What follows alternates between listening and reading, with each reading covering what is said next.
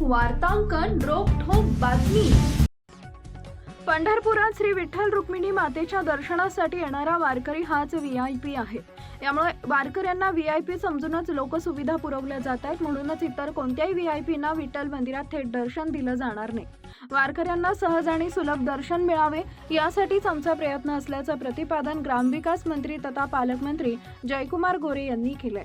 यावेळी पालकमंत्री जयकुमार गोरे म्हणाले, पंढरीत येणाऱ्या वारकऱ्यांचे मोठ्या उत्साहाने स्वागत करावे, तसेच वारकऱ्यांच्या स्वागतासाठी पंढरी नगरी सजवण्यात यावी, यासाठी शासनाकडून प्रयत्न करण्यात आले असून स्वागत कमानीसह विविध सुविधा निर्माण करण्यात आल्या।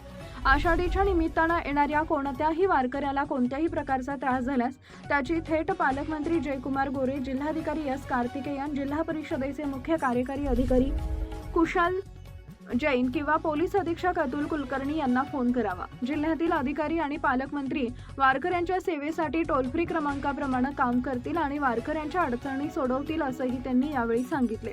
आषाढी शुद्ध एकादशी सोहळा 25 जुलै 2026 रोजी संपन्न होणार आहे। या सोहळ्यासाठी संतश्रेष्ठ ज्ञानेश्वर महाराज व जगतगुरू संत तुकाराम महाराज यांच्या पालखी सोहळ्यांसह इतर संतांच्या पालख्या पंढरपूरकडे येतात। नवमी दिवशी वाखरी इथं अनेक पालख्यांचा मुक्काम असतो, त्यामुळे वाखरी पालखी तळावर मोठ्या प्रमाणात वारकरी भाविकांची गर्दी असते।